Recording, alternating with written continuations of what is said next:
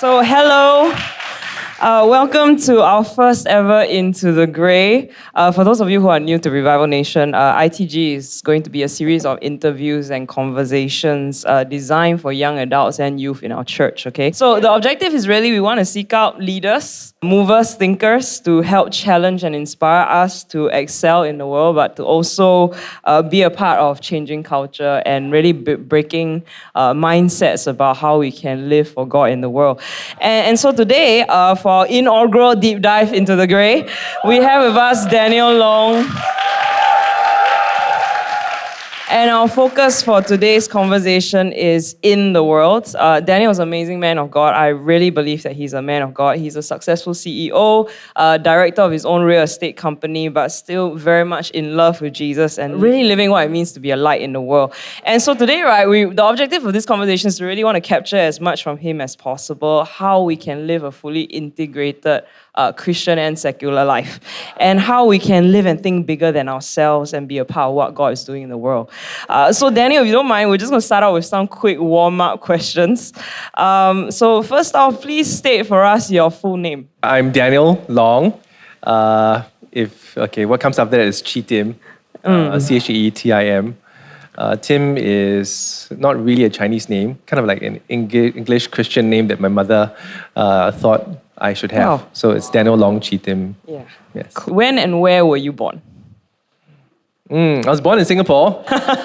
When is a more painful question. Some years before you guys. Okay, Ken. Who were your mom and dad, and what were their occupations? My dad only ever had one job. Started work as an apprentice in a shipyard and stayed there for, maybe about 50 years until his retirement. So he was in the shipbuilding business. My mom started life as a nurse. She subsequently became an occupational therapist, dealing with children with disabilities. She's an amazing woman. She's still working, refuses to retire. She's in her 70s already. Wow, that's amazing. And how would you describe your upbringing? Like, describe them as parents. My dad's more traditional, not like extreme traditional, but just more traditional Chinese. If I recall correctly, I think we've only ever hugged once, traditional Chinese. Yes. My mom was educated overseas, so she's more liberal. So in terms of upbringing, so my dad was more fierce, my mom was more relaxed. Yeah, so I had the best of both worlds. Interesting. Which schools did you attend? Only one, actually. ACS. Any ACS people here? No, right? No. It's okay, don't worry. Yeah. Any RI, Raffles people? No. Also, that's good. So all the way ACS? ACS all the way, and then I went to the UK for university studies. What CCAs were you in? In primary school, I was in the chess club. I kind of had an internal injury from a soccer game, so I couldn't do sports for a season. Yeah, and then in secondary school, I was in the computer club, very nerdy, right? Oh. No, I'm not nerdy. I did not expect club. that. And Interact Club, because we wanted to do good and we wanted to meet girls. Thank you for your honesty. Okay, so who was the biggest influence or mentor in your life when you were growing up? I can't recall any one person who impacted me deeply over many years. But I do recall people who walked with me at different times in different seasons. Yeah, so no one person, but maybe a couple of people who spoke into my life different times. And when and how did you get saved? So being in ACS, which is a mission school, you always get to hear about Jesus every week. You're doing chapel, and the gospel is front and center in your life. You even do religious studies. But I really, really accepted Jesus probably in Sec 3, when I was 15. And were you immediately on fire for God? No, hardly. Every year, ACS has this gospel rally. They call it Religious Emphasis Week. And I think many boys respond, and I'm sure I responded many times, but it was only when I was 15 that I felt something stirring, and I received Jesus. And did you become a really on fire, crazy Christian, or were you always very level-headed as a person? I think many of you are actually more on fire than me, No, truly. I was just reflecting on the way here. I'm very inspired by all of you. So don't look at me and say, wow, this guy is crazy for Jesus and all that. Because many of you are probably more crazy for Jesus than I am. I've been largely a level-headed Christian until maybe over the past 1 year. Then, Wow, some stuff interesting. happened. Okay. So what did you study in university? So I studied law in university because Wow. I thought law is a fun thing to study. Okay. Yeah, and I thought it'd be a very good basic degree to have because whilst I was quite certain that I wouldn't be a lawyer, I thought it'd be a good degree to have. The skill sets, the things you learn, you could apply it for life in many professions. Wow, good basic degree. And then how did you transition into real estate development? After graduating, so I qualified as a lawyer, specialized in the branch of law that I was interested in, corporate and securities law, and then a dream job with a bank came along, and I took that job in investment banking. Then did stuff that some of you may be familiar with, like mergers and acquisitions, IPOs. One of the companies that I brought to the stock market hired me. And then I stayed with them for many years doing investments with them and for them. So after that, a few things happened over many years. And then finally, I decided to set up a fund with a partner from the bank. And we've been investing in all sorts of stuff for many, many years. Private companies, public companies, and then real estate development over the last 8 years. So together with another real estate developer, we actually kind of like built this complex that you're part of. It's amazing. So finally, what are your full titles in the companies and organizations that you lead? Okay. So in the fund management company that I co-manage with my partner, Terence, I'm co-managing director, but it's a small thing because it's still a small boutique company. And in the social impact company that we run, which is listed, I'm the CEO, but I call myself the chief gardener. No, there's a reason for that, and maybe I'll share it later. Okay. And you're also right now the head of the Sunday school in Barker Road Methodist I call myself, Church. okay, so my official title is General Superintendent, but I call myself the General Servant because it's really saikang. It really is. Yes, because he leads 800 children and youth, 200 volunteer teachers, 5 full-time staff to handle. Amazing, amen. Okay, so I thought we'd start off today's interview by chatting about we have a lot of young adults in our church and also youth who are about to graduate. So we thought we could start off by telling us what was it like for you as a young Christian transitioning into the workforce? Like how old were you? What were the expectations you had for yourself? Expectations from your family? So I have to be mindful that what I say is reflective of my own personal experience and my own journey, and mindful of the fact that all of you are actually very special, and probably more crazy for Jesus than I was at that age. So I think that's important for me to understand as I share this with you. So I don't want you to think that my experience should be your experience, because it definitely should not be. The Lord has His own plans for all of you. So when I graduated and I qualified as a lawyer, and so I was looking for my dream job, and I always wanted to do investment banking, and the dream job came along. And the Lord was very kind, and through a little mini miracle, the job was offered to me, and I took it. And investment banking is like poison for a young person, because you get thrown into a very exciting lifestyle very early on in your life. And for me, at a point in time, I had already started serving in youth ministry. I was already courting my wife, my girlfriend then. And so I felt my life was pretty settled, So I felt that there were good anchors already, attending church regularly. I felt I was okay lah. Not crazy for Jesus, but okay lah. But it's an intoxicating lifestyle, investment banking, because the hours are crazy. I would regularly go back at 3 a.m., 2 a.m., come back to work at 7, 8 a.m. And it became like a drug, because after a while you don't moan about the fact that you work so hard. It becomes like a medal of honor, It's like, so you compare with your friends. Hey, what time you went home?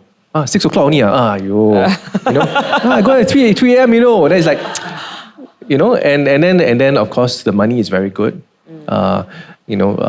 Before I arrived, colleagues were regularly taking like 24 months bonus. But to get 24 months bonus, obviously you're working very hard, right? And there were parties, clubs, drugs, all that stuff that is synonymous with that kind of a lifestyle. It's very easy to be drawn in. Yeah, so I could see myself staying in that line for a very long time and actually doing well, had I not remembered that actually I'm anchored in a different way. Yeah.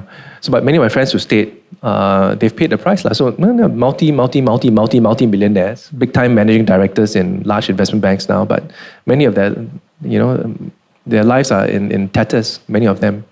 Yeah. So, yeah, that's my early days. Yeah. So, did you go into the working world with an idea that I'm going to be a Christian in the working world, or was your concern really just to make money and to do well in life? Like, what was the mindset that you had going? It's a good question.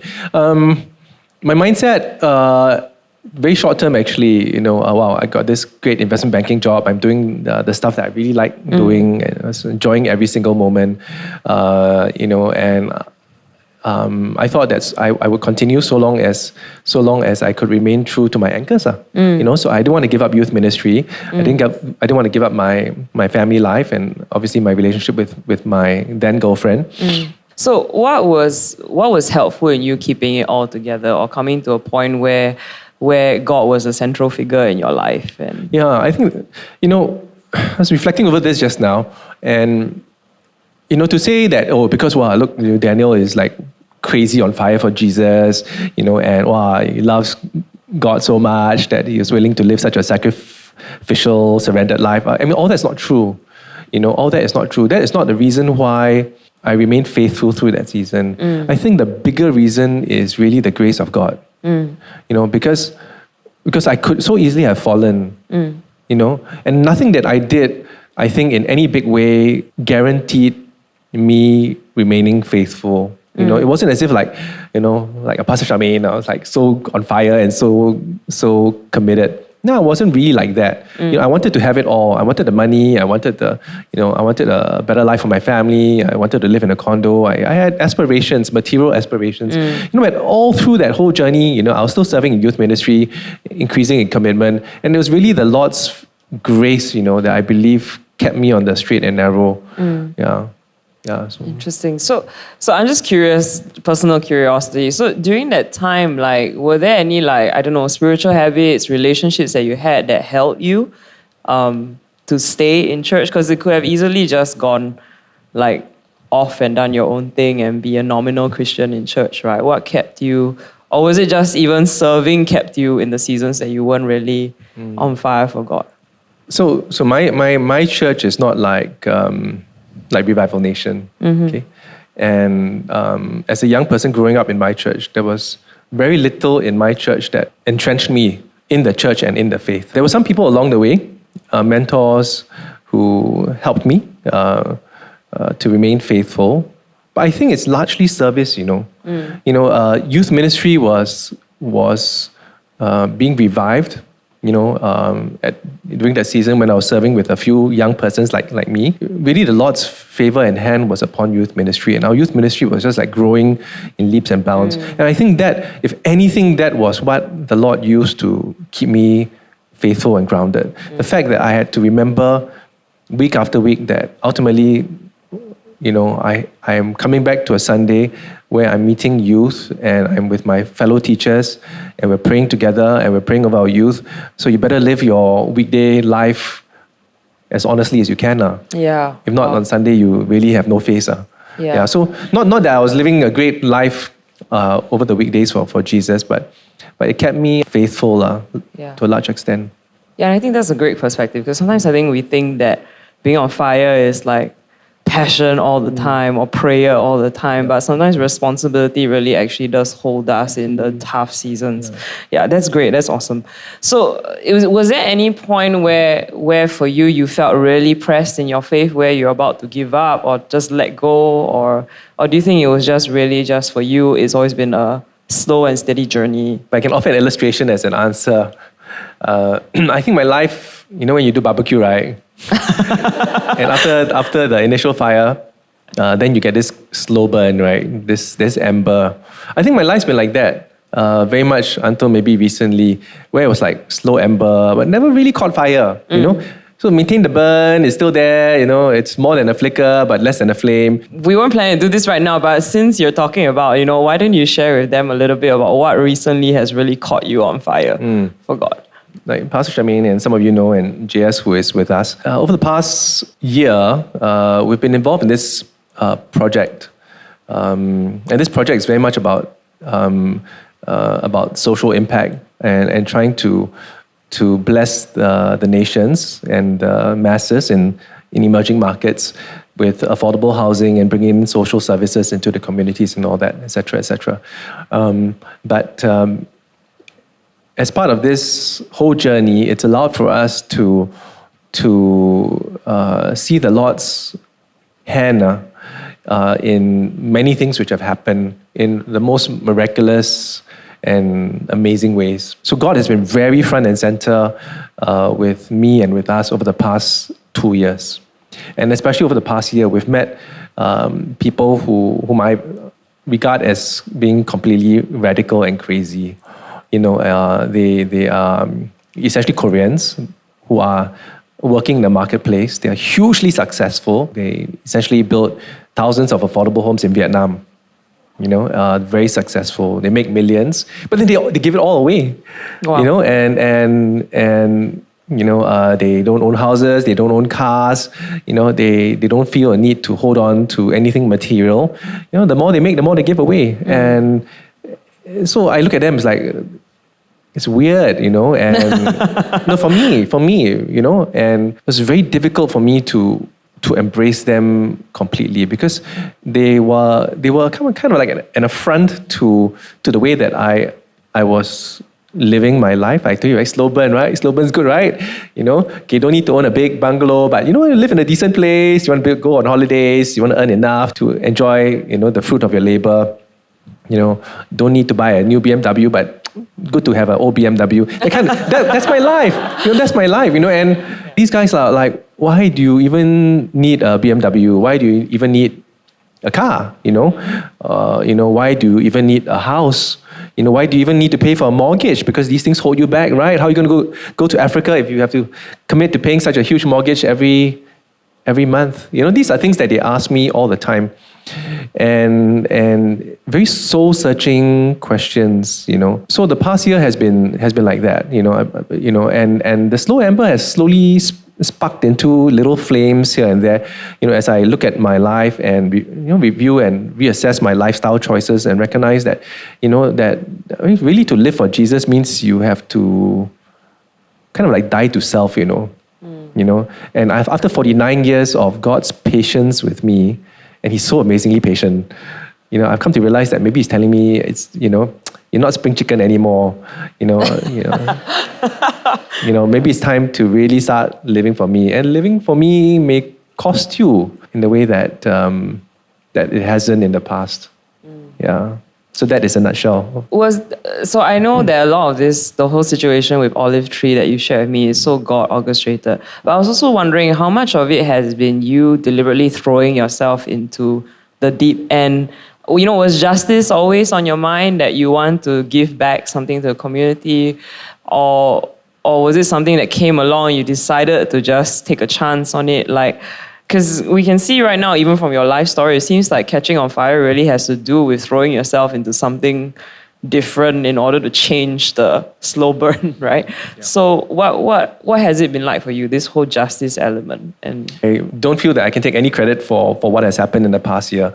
It's not as if God gave me this grand vision like 10 years ago to go and set up this company to express his social justice on earth and to build affordable homes and bring social services to people who can't afford them. No, man, there's nothing like that. In fact, up to a year and a bit ago, I was hoping that this company that we had saved, which we call it Olive Tree now, but before that, I was hoping that it would be a multi-billion-dollar developer so that I can have a part of that, because in order to get it to where it was, my partner and I had to make a lot of sacrifices. We did a lot of pro bono work, and we poured a lot of money into this company to save it from its former business.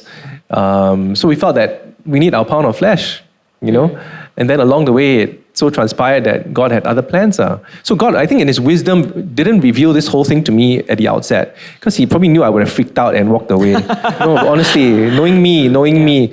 So it was like really a journey of showing me a little, and a little more, and a little more, and a little more. And along the way, you get sangkut lah. So kena sangkut already. So yeah. That's why I call myself chief gardener right now, because I realize I cannot partake of the tree. I cannot take the fruit and call it my own. If really this is God's tree, the olive oil belongs to Him. I'm just a gardener. I take care of the tree. Yeah, I don't. That's why I rather not say I'm a CEO, because really that's not what I am. I'm just a guy who takes care of the tree. yeah, but your story is so freeing, because I think sometimes when you're in a church like ours that is so vision orientated, I think every young adult starts to think, I must have some big grand vision from God, then I can do things. But that a lot of life is about just stepping into grace when it arrives, right? And I think that's really classic of your story, which has been amazing. So my next question is this: what about you has been willing to step out? Because I also see so many adults that, God comes and God speaks, but they choose to ignore. But somehow I know you say you're 49, we all look at you and we think, wow, but he can't be 49. but what is it about you that at 49, you're still willing to obey? Because a lot of people aren't that way, right? They want God to bless them, to bless their bank account, but they're not willing to take God up on giving up things when He calls. So what is it about you that you've kept that has... I think I go back to the initial point about grace. If I keep saying that there's something about Daniel which calls for Daniel to say yes, I just don't find that is the truth. I really believe that God's grace covers all of us, and He gives us enough grace for all of us to say yes to Him. So I could easily have said no.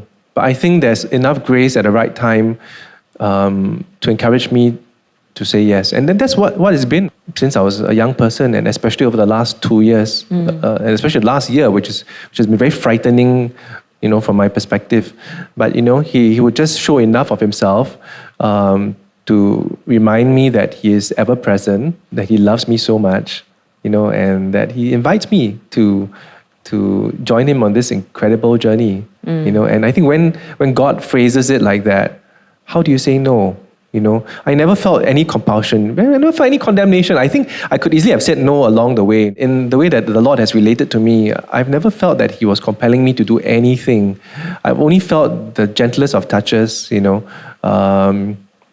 been an absolute gentleman.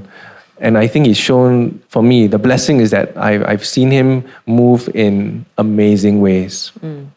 I've been very spoiled, okay? Many people don't have that advantage. They just have to go in faith. Many of you may be called to do things, and then God may not actually reveal His heart to you, because maybe He knows that your constitution is stronger than Daniel Long's. But Daniel Long's so faithless, so has no choice, got to show him, always don't want to listen properly, so got to be front and center, got to show a sign and wonder that, okay. But that's been my journey, in this season, just many mountaintop experiences of God showing how real He is. And again, different folks for different strokes. But for me, He knows how He made me, and that's how He brought me into the picture. Understand. Wow. Fantastic. I don't know how to follow that. So I'm curious also, do you ever, doing what you're doing, ever feel that you're still kind of flexing in between serving two masters, having to deal with the world? Is it just a constant thing? Do you think you'll ever get resolved into some sort of seamlessness? All the time, this tension, It's so real. I feel it all the time. You know, once I get into my car, I feel it already. Even when I'm not in my car, I feel it because I'm so sad that recently we scrapped our 10-year-old BMW, you know, but I was thinking that going to buy a 3-year-old BMW, you know, and after meeting the Koreans and reflecting on my life and life choices and, you know, this thing about dying to self, and so we bought a Toyota. Yeah. And like for you guys, like, wow, Toyota, you know, it's great because I mean, you're getting to the workforce, so a car is like everything. But for me, it's a big thing, you know, it was a big thing to give up. And to say that I was so surrendered that I could make that transition easily and it doesn't affect me, that's a lie. It's a process. I get into the car, it's like, oh, Toyota. And the thing is, it's not just a Toyota, it's the realization that once you make that decision, what's the next step? So I ask myself that all the time. You know, now that I've dropped the BM, there's going to be maybe no opportunity for me to BM plus in the future. You know, that the journey that I've embarked on may well see me moving from Toyota to something else, which could be a Toyota minus, you know? And I mean, that's difficult, you know? And it's not just, Toyota is just a reflection of the many decisions and life choices I'm constantly making on a daily basis now. Do I need this? Do I really need this? Do I really need this? But I want it. But do you really need it? You know, but I want it. You know, it's like, this is a constant tension. So yeah, it's all the time. So where does that pressure come from to have these things, right? Is it the industry that you're in? Because you run around big CEOs and developers, so these are the things they drive around with. You know, is it church? Does having like now these new mentors in your life with Olive Tree help with that to reduce it because you see them doing it and it's doable? You know, what's the tension with that? Actually the tension has changed since I was a young person. So young person, right, all your peers, you know, beginning life, lawyers, doctors, engineers, accountants, all making good strides forward. So at the time, I think the peer pressure was stronger. You know, always wanting to show that you are ahead of the curve, but that has changed over the years. I don't find that my peers actually influence me anymore. And those who are actually living the high life and have stayed with the high life, you look at their lives right now, it's so smashed up and dysfunctional that actually you realize, thank God grace again, you know, the grace of God steered me away from that path. Where is the pressure from? I think it's mostly family, and not family like over Chinese New Year that people look at your car as, what happened to you? BM to Toyota, you know? Because I feel a little bit because my parents, right, they wanted education, they want their children to look good. So, you know, when all the cousins are doing big things and, you know, and then this guy, Toyota now. So there's a little bit of that, but it's really not much. I don't feel it as much. I think the pressure comes from the family, within the family. And not because my family wants anything from me. You know, I'm very blessed. I got a wonderful family. My wife who says I don't need anything.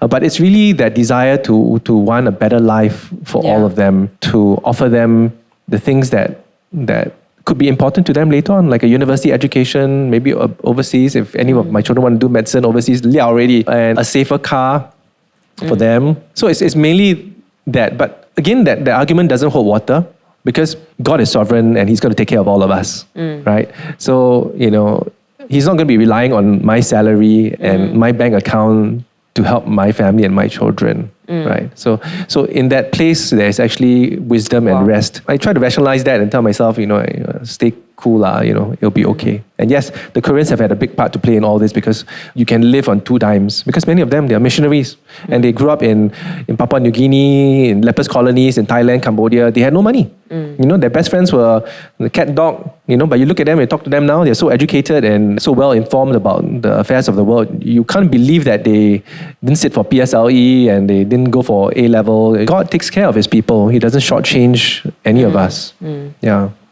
Yeah, it sounds like I know, right? But actually I'm learning this for myself, that God doesn't shortchange anybody. Wow, amazing. And I think one of the things that I've garnered from having conversations with you over the last year, especially with the whole Olive Tree process, is a lot of your thoughts about relevance in Christianity is really being changed and transformed, right? So one of the reasons we started IGG, one of the objectives was that we are very frustrated that Christianity and church today is either prosperity gospel or it's fundamental Christianity, and then relevance is just the lights and the all that stuff. So I'm curious, what is changing for you? What the definition of relevance is? What do you think relevance is for a Christian in the marketplace now? That's a great question, Pastor Shamin. I think there are two perspectives here. The relevance of the church and the relevance of a Christian believer in the marketplace. And in a way, the answers are intertwined. I can't say that it's more challenging to be a Christian now than it was 2,000 years ago. Times have changed and seasons have changed, and definitely the context now is different. So we have to look at our relevance not through the eyes of what happened 2,000 years ago, but our relevance in where we are right now, in our season, in this space, and in this time. The world, as we know it, celebrates diversity of ideologies now. As Pastor Charmaine shared, everybody has a perspective now. Maybe even up to 20 years ago, 30 years ago, Christianity took on a particular flavor that was mainstream. But if you look at Christianity right now, it's got so many colors. And not just Christianity, even other faiths. Buddhism, like 20, 30 years ago had a certain flavor, and now Buddhism has a new flavor. There are cell groups and it's hip. The challenge for a faithful Christian believer in the here and now is to understand his or her context well. And the thing is, everybody's context is different also. So my context is different from yours. And you can't be in my context and I can't be in yours. But there are some similarities. And I think where the similarities are is that appreciation that there's so much diversity out there. And we must be able to embrace that diversity and have an answer to that diversity. You can't have a conversation with someone now and say, my faith is the right way. You can't offer that response in that way and not expect people to push back against you now, because the world is diverse and everybody believes that they're doing the right thing. Every idea is acceptable. So I think the role of apologetics, the role of understanding that diversity and from the other person's perspective is going to be very important to how we relate as individuals to the people around us. Yeah. And that is for us as individuals. If you take us as a collective, which is a church, the same idea also applies. As we look at a very diverse world, what is our response to that diverse world? I'll give you an example. Okay, so we say as Olive Tree, we are a social justice company. I'm very mindful of what I say to whom. So if I go to a place where I know that I could be very sensitive. I go to, say, Indonesia, for example, or Malaysia. So I'm not going to say, wow, I'm social justice, I'm a crusader, I carry the cross. That'd be crazy, that's suicidal. I need to understand my context. See, I want to be relevant to Indonesia and to Malaysia and other Muslim countries. I want to be able to say that I am here to serve people regardless of their race, language, or religion, that my heart is pure, that I want to build homes for you and I ask for nothing back in return. I want to provide you with education and healthcare and social services, and I don't expect anything back in return. And they must be able to look me in the eye and believe that what I say is true, that I have no agenda. That is being relevant, right? If I wave my Christian flag and say, hallelujah, you're here because we're going to change the world and I'm going to, I want everybody to believe in Jesus. Now, yes, that is also our agenda. We're not doing this just for social impact alone. We pray that everybody that we meet ultimately will come to know Jesus and be saved. But again, I want to be relevant, and being relevant means I understand the lay of the land and I'm very careful about what I say and I apply the wisdom of God. And that's how God has worked through the ages. Great answer. Yeah, because you are someone whom I've always been amazed, because I think networking is not my strength. Hanging around people is not my strength. So it's something that I've had to purposely develop. And I'm curious, is it something that comes naturally to you, or is it something that you've developed over time, this EQ with the world around you? No, I'm not really sociable. I may look sociable, but I'm really not. I'm more sociable than some people, but I'm really not like this all the time. Okay, I'm not like super charismatic, love to be the social butterfly, I can settle in any community and talk. No, I'm not like that. Talking to people, engaging is not supernatural to me. But again, the grace of God and His strength just allows me to do what is needful. That's so encouraging. So the other thing that I'm gathering from what you're saying though also is that a lot of times people think EQ, right, in the marketplace is like just social skills.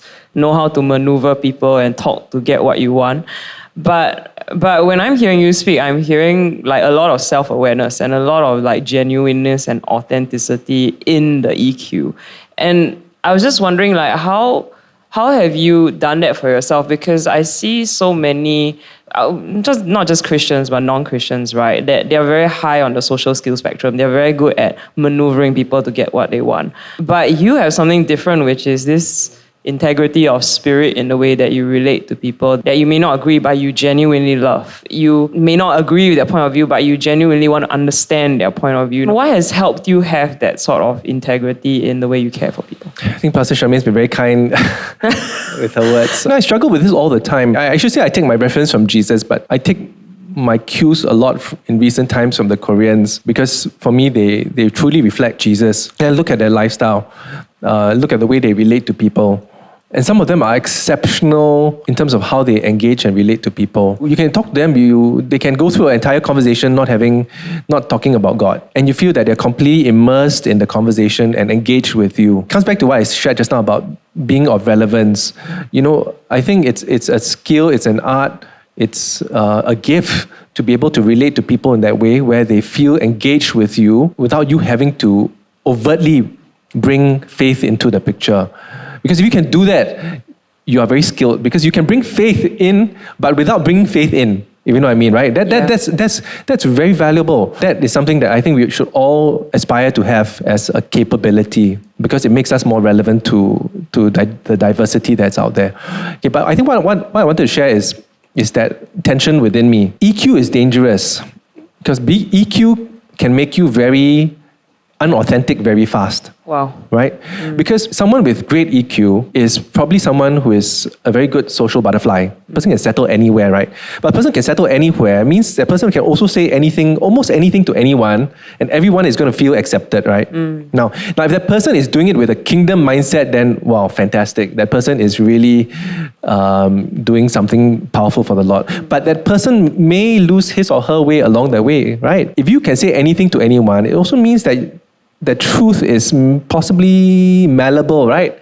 Because this one you don't tell so much, this one you tell more, this one you withhold more, and you don't, and maybe you don't say things which are likely to offend people because your EQ is so high and you're always politically correct. Now, I'm not saying that's wrong. I think if you have the kingdom mindset, more power to you. That's great. It's a great thing to have. We must all cultivate this capability.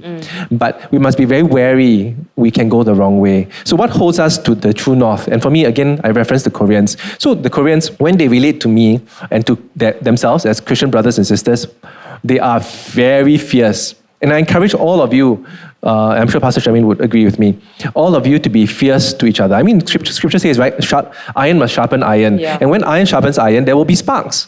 Right, there'll be sparks, and sparks can make things catch fire, But through this whole process of iron sharpening iron with the sparks, the iron gets sharper, and I think that's what we should all strive to do to each other, because that's authentic discipleship, and that's authentic Christian fellowship. So many of us are very scared to do this. So this is EQ expressed in the wrong way. So I don't offend you lah. I don't know you very well. Maybe Pastor Charmaine will address that issue, but maybe it's not me. But I think that's not correct. I think the Lord has given us each other within the community to really sharpen each other. And if anything, the Koreans have encouraged me to do that. So when they're with me, they're merciless. They box very hard. Very hard. It's super hard. They ask me things that my closest brothers and sisters from church don't ask me for like 20, 25 years. But they force their hand. Because for them, this is authentic. Outside the community, I hold back, okay? And I apply my EQ and my discernment as to when I should say things to different people. But within the community, they're really authentic, I liken it to this illustration which I give, which I'm sure will be helpful to you. So when I'm with them, and I tell them this, I feel like I'm boxed really hard, and they don't hold back, They really box very, very hard. But when I'm boxed, I never feel condemnation, strangely enough. I don't feel condemnation, I don't feel bitterness. What I feel is a very hard hit, but I feel like I'm being boxed by someone with the gloves of Christ's love.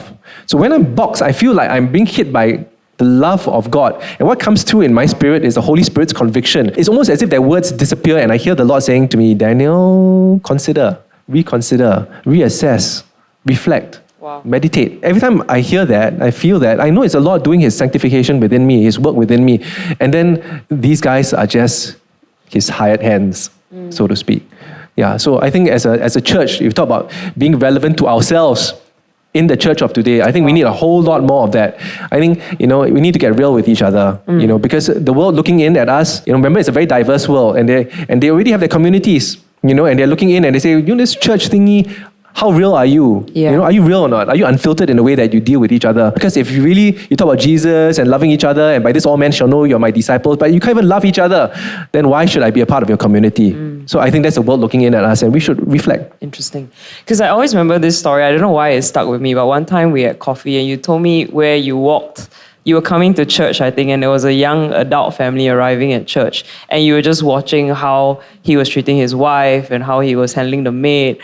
And you were very, very frustrated with that there's this disconnect that we can be coming to church, and yet something is not penetrating deep. So do you think really one of the, of course, the relationship with God and all that, but one of the big factors is that, like what you say, we're not relevant to each other in the way that we're authentically correcting and being each other's keeper? Yeah, yes, absolutely. Amen to that. Okay, cool. So I'm curious for you, right? What are your hopes then for the next generation? What would you like youth and young adults in church to be like in the future? I was reflecting on the drive here, and I think this is for you guys, because it came to my mind. If a day of 24 hours could be split into 4 equal segments, each segment would hold 6 hours, right? Okay, my math is not good, but I think that's correct. Okay? If a man's life, man being man and woman, could be split into 4 equal segments of 20 years, and we could fit those 4 segments into a day. So from midnight to 6 a.m. would be the first 20 years of your life. That's you guys. Maybe for some of you, 7 a.m., for some of you, 5 a.m. But you are at the break of dawn. The break of dawn is when the action starts. The next 20 years to your 40, okay, that's 6 a.m. to noon. And I think for most people, not for all, most people, there's a lot of action between daybreak and noon. And that's when most people are alive and energized and, remember the Lord in the days of your youth before the days of evil come. When you're 40 to 60, that's sadly where I am. That's noon to 6 p.m. So I'm glad I'm not past dusk yet. I'm probably like 3 p.m. or something like that, So still got a chance, to get some work done in those daylight hours. And then from 60 to 80, 6 p.m.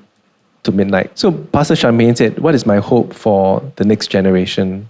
I say this not just for you guys, but for the youth and young people in our church as well. To recognize the fact that God is giving you guys an incredible season, and it's a season that is handcrafted by Him. You cannot change the seasons, you cannot change the times, but you are already at the break of dawn, you guys, And so what do you want to do for Jesus at the break of dawn?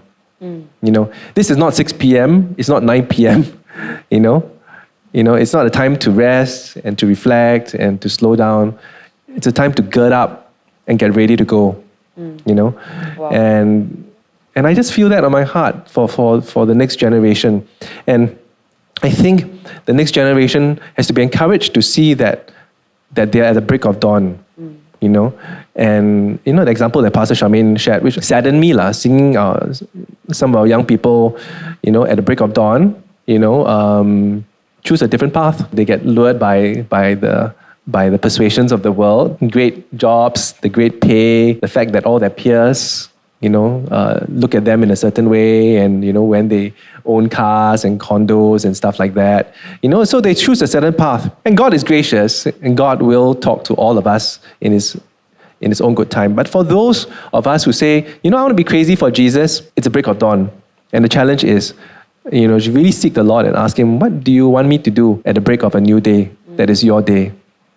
I'll share something else with you, which was shared to us at a recent church school summit. A lady came over and she was helping us for a few hours with a silence and solitude program. There's one thing which maybe I can offer, is this thing that she taught us. She said, she told us to just slow down and just take note of the natural things that our bodies are doing, And she said, okay, everybody breathe in, hold your breath, and breathe out. For a time, she was doing stuff like that. Open your eyes, close your eyes, just getting us to be aware of our own natural selves. And then she said, focus on breathing again. You breathe out, you breathe in, you breathe out, breathe in, and breathe out. And what she's trying to say to us, the breath in is allowed by God, Because at any point in time, He could take that away. And then that's it. And then even when after you've breathed in, He could take the next part away, the breath out, And then it's game over, So she's trying to say that cycle of breathing in and breathing out, that is in itself a kingdom moment. So she was trying to reduce the busyness of life into little granules. And she was saying, in that moment, what are you thinking about? What decision are you going to make? What is your action going to be? Because every single granule of sand in that cycle of breathing in and breathing out, that is precious to God. And that is something that you could offer to God as a sacrifice of worship. She was saying sometimes we spend so much time thinking about the big decisions we want to make for Jesus, whether He calls us to Africa. Yeah, all that's important. If you just break everything down into these little moments, that particular moment, what are you doing that is God-honoring? And maybe that special moment, could you, instead of spending so much time on social media, message a friend with a word of encouragement, And I just realized that is really relevant, as for you guys, as you look at a new dawn, for your lives, not to think of the big things, but maybe God is saying, focus on the small things as well, because He's in every single moment. Wow, that's amazing. That's amazing advice to land on. I shall not add to that. So let's give Daniel a big round of applause. So much good stuff. I think I'm going to have to review the interview again and just take it all in.